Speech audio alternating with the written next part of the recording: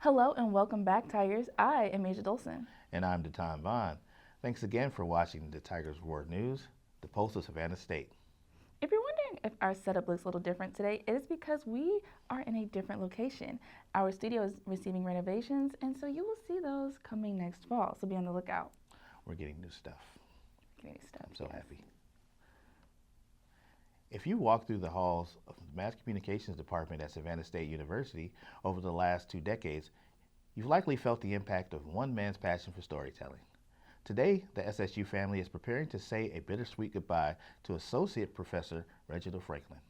Yes, a Savannah native and Benedictine Military School alum, Professor Franklin returned home after a stellar career including 3 years at CNN to pour his expertise back into the next generation of journalists.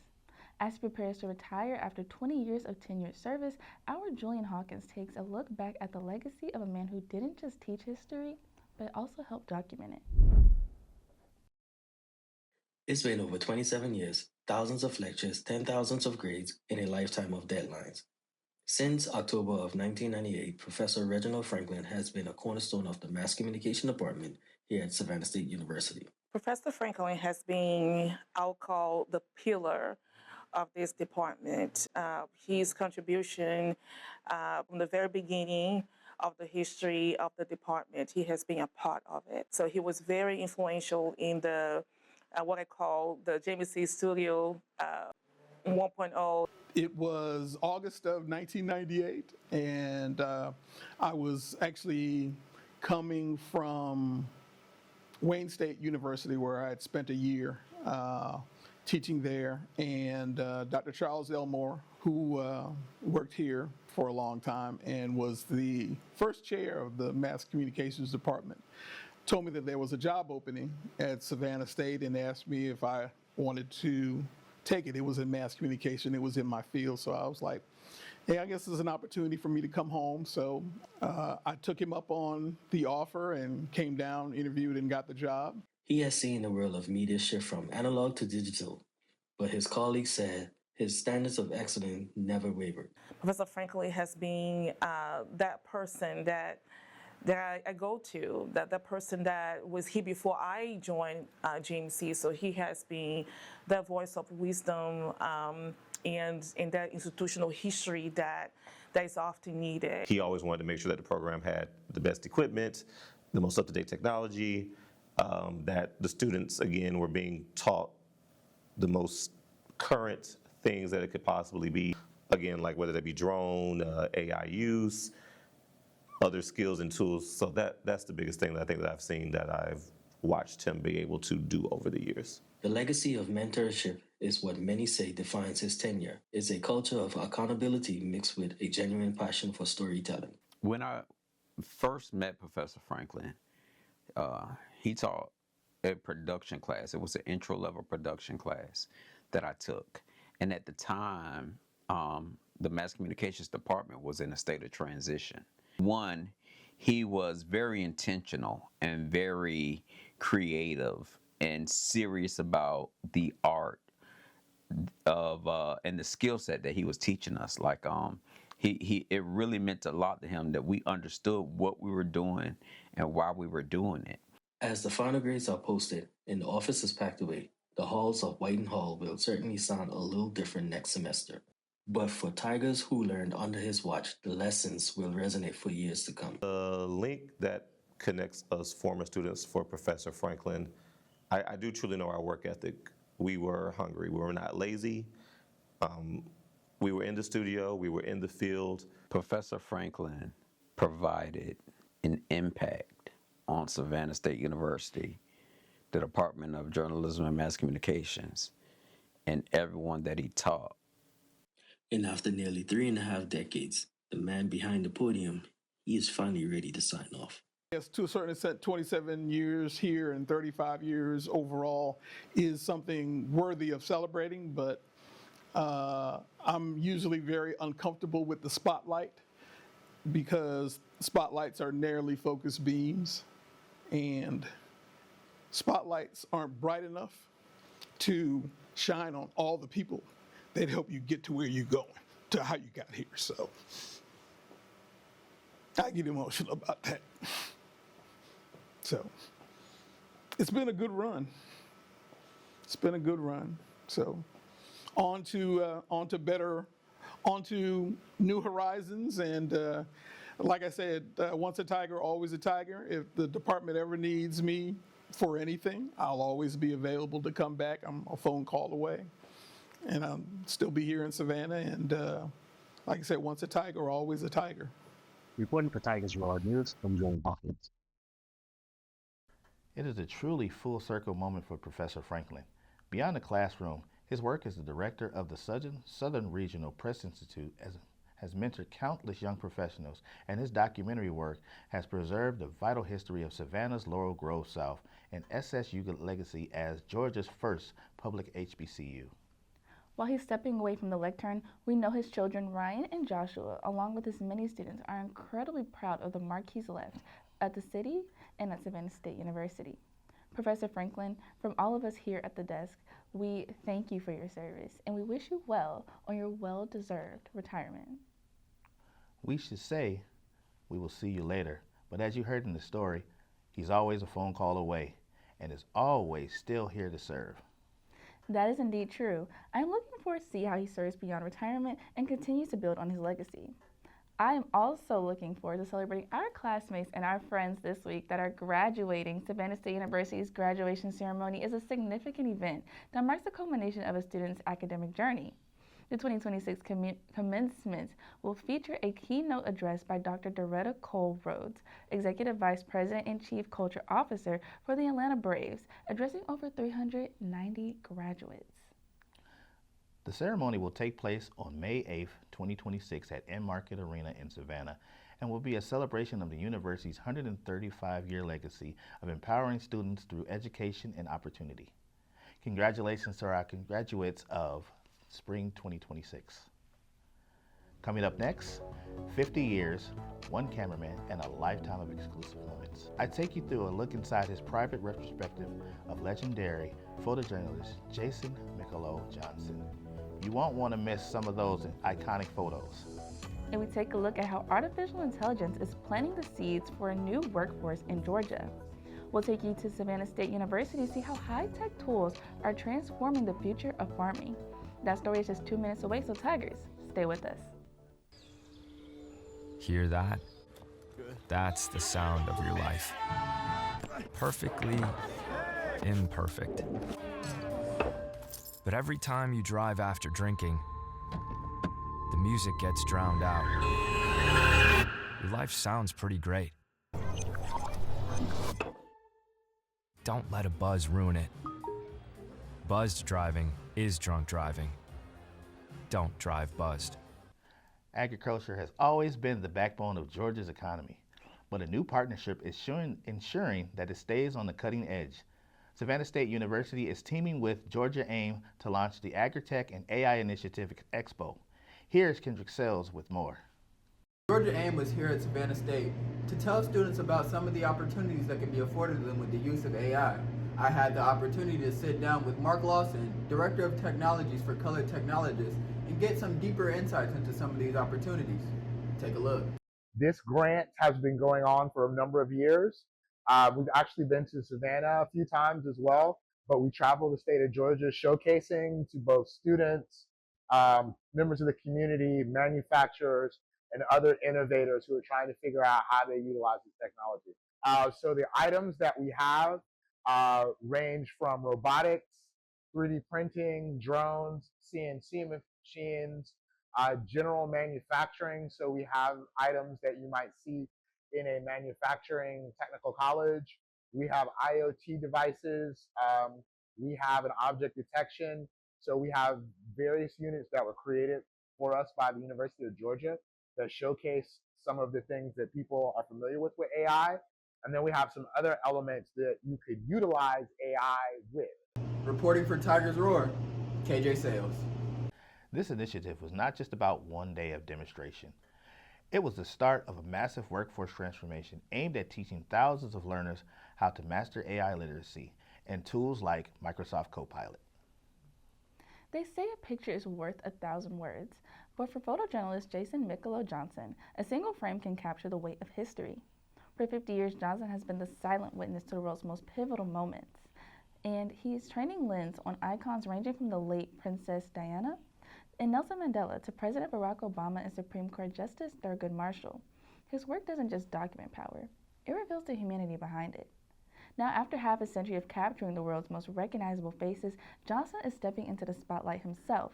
We take you inside his private reception, a 50-year mini retrospective, to see the stories behind the shutters.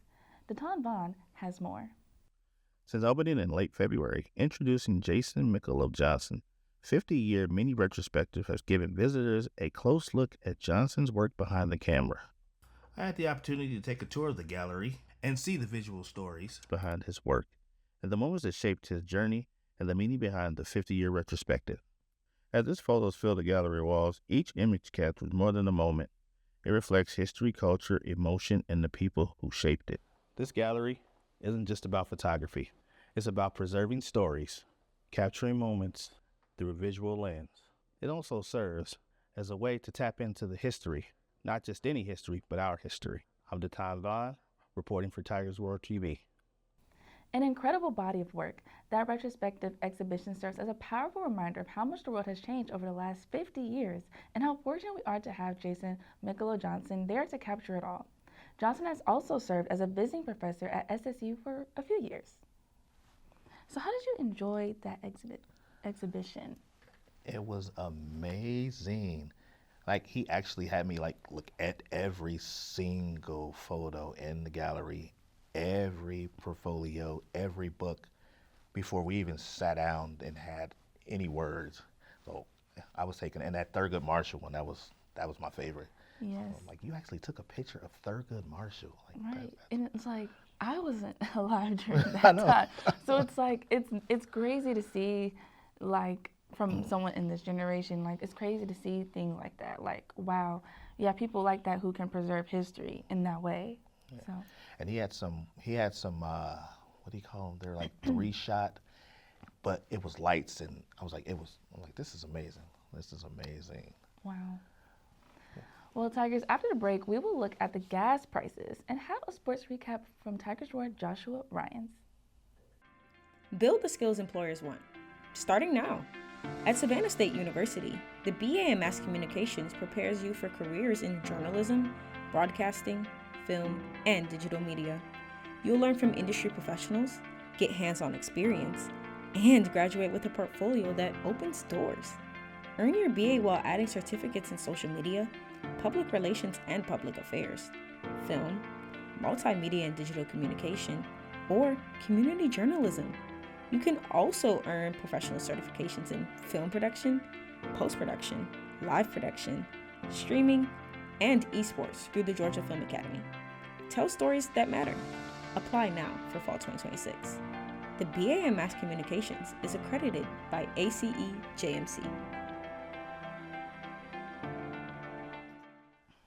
Georgia drivers are seeing some relief at the pumps this week, but prices are still keeping many wallets on edge. According to AAA, the national average gas prices have surged to $4.30 a gallon, the highest since the onset of the Middle East conflict, according to AAA. Georgia drivers are paying $3.75 per gallon, which is less than the national average, but prices are quickly climbing at the pumps. AAA says Georgia prices have remained more stable in recent weeks, thanks in part to the continued suspension of the gas tax, helping shield drivers from some of the volatility helping the global oil market. Now, Joshua Ryans has an update for us with some exciting news in SSU sports. Savannah State softball took the field in the SIAC conference tournament looking to make a run. Savannah State softball opened up tournament play against the Spring Hill Badgers, but struggled offensively. The Tigers managed just one hit in the game, coming from Ansley Hudson, and fell 8-0. But in elimination play, Savannah State responded in a big way. Against Lemoyne-Owen Magicians, the Tigers exploded for 9 runs in a 9-4 victory to stay alive. Ambria Guy led the way with a perfect day at the plate, going 3 for 3 with 3 RBIs and a home run. That set up a matchup with the Miles College Golden Bears, where Savannah State struck early. But they couldn't keep the pace, falling 4-1 to end their tournament run. Despite the early exit, there were still some strong individual performances across the tournament. Ambria Guy led the Tigers at the plate, finishing with 3 hits, a home run, and 3 RBIs. Ariana Battle provided consistency, going for 4 for 6 with 2 stolen bases and multiple extra base hits. And in the circle, Aaliyah Martin highlighted the pitching staff, throwing over 9 innings with 6 strikeouts and helping the Tigers secure the lone win of the tournament. And while the tournament run comes to an end, it was still a historic season for Savannah State. The Tigers finished the season 27-18 overall, setting a new program single-season record for wins, while going 15-9 in conference play. Now let's head over to the Diamond. Savannah State Tigers baseball picked up a big win over Morehouse Maroon Tigers in a high-scoring matchup. The Tigers fell behind early, trailing 4-0, but responded with a massive 7-run second inning to take control. Gavin Giacino got the rally started with a 2 RBI single, while Jason Ramos and Julian Greer added RBIs to keep things going. Kadani Stevens led the way with 4 RBIs, delivering one of the biggest performances of the game. Morehouse battled back to tie things in the 5th, but Savannah State had the final answer. Johan Sandoval launched a 2-run home run over into left center to give the Tigers the lead. Benton Edge came in relief and shut things down for good, striking out 9 batters over 6 innings to propel Savannah State to the win, and helping their conference tournament hopes stay alive. Reporting for Tigers Roar News, I'm Joshua Ryans. Back to you guys at the desk. Thank you, Joshua, for that sports update. Coming after the break, Savannah State University journalism students are making history. We'll tell you all about the major academic milestone placing 9 students among the nation's top young media scholars. And we'll take a look at your weather forecast. I'm worried about Mom. Mom? She's fine. These the ones, right, Mom? Yeah, groundlings. Sweet potatoes. Daddy, it's salty. Some things come with age. And some don't. Early detection of Alzheimer's can lead to better care for your loved one. Learn the early warning signs at 10signs.org. Savannah State University journalism students are making history. 9 students will become the first ever inductees to the Kappa Tau Alpha, the nation's only honor society for journalism and mass communication. The ceremony took place Friday, May 1st at 2 p.m. in the Asa H. Gordon Library. Membership at Kappa Tau Alpha is invitation only and reserved for top performing students in journalism and mass communications programs across the country. This year's inductees are Sydney Jefferson, Deton Vaughn, Emmanuel White, Tavon Adams, Atlanta Griffin, Jada Warren, McKaylin Baxter, Samari Pogue, and Kaylin Walker. Savannah State now joins a select group of HBCUs with Kappa Tau Alpha chapters, marking a major milestone for the university and student journalists. And congratulations to Tigers Roar's very own Deton Vaughn. Congratulations on making it into such a amazing chapter. Thank you, thank you, thank you. That's what these are for. Yes. It was an honor just to get the phone call. Like, I didn't get an email, I got a phone call. I was like, yes, I did something. You did more than something. Yeah. And you should be proud. Part of history. Yes. What about your award? Tell us more. I did get an award at the athletic banquet that happened last Sunday. So, if you don't know, I'm an SSU cheerleader, and I received a trophy and a medal for having a 3.0 GPA in the athletics department. So yes, my award is not here, but she's at home, sitting pretty. It's still special, though. Yes, it is very special. Take us away with the weather, Asia. I will. Here is a look at your forecast for the week of May 4th. Monday, May 4th starts the week mostly sunny and pleasant with a high of 77 and a low of 58. Tuesday stays warm and bright with plenty of sunshine and a high of nearly 80 degrees. Wednesday turns a little warmer and more humid with a mix of clouds and sun reaching 84 degrees. And Thursday brings a chance for a few afternoon thunderstorms with a high of 81 and a cooler low of 56. So Tigers, you might want to have your umbrellas ready. Friday also, SSU graduation day looks sunny and less humid with comfortable temperatures and a high of 77. A great forecast for celebrating graduates outdoors. Saturday brings filtered sunshine with high clouds and a warm high of 81. And Sunday, Mother's Day, expect another warm and pleasant day with a mix of sun and periods of rain and a high of 81. Well, this week of weather sounds a lot nicer than what have we had going on this week? What do you think, Oh Tatan? my God, Mother's Day. Yes, Mother's Day is I was coming like, wait a minute, up. did I hear Mother's Day? Oh yeah, and this weather, we needed the rain. We did. We needed the rain. Hopefully it helps out with all the stuff we got going on. And thanks to our lovely weather forecast lady here, I was able to not get rained on because I grabbed my umbrella. Yes, I actually have 2 umbrellas, so I definitely left it at my friend's house, but it's okay. It's okay. It's like, yes. So, this is our last one. This is our last newscast for this semester. It is a bittersweet moment, but Tigers, have no fear. We will be back in the fall. We will be back. Yes, you will see these. You are not done seeing these faces. You can't get rid of us. You can't. Yes. And thank you for joining Datan and myself for these weekly news updates. You can visit our website at tigersroar.com and stay up to date on all things here on campus of Savannah State. Plus, you can follow us at SSU Tigers Roar on Facebook, Instagram, YouTube, and X, formerly known as Twitter. Well, you guys have a great week, and we'll see you right back here next fall.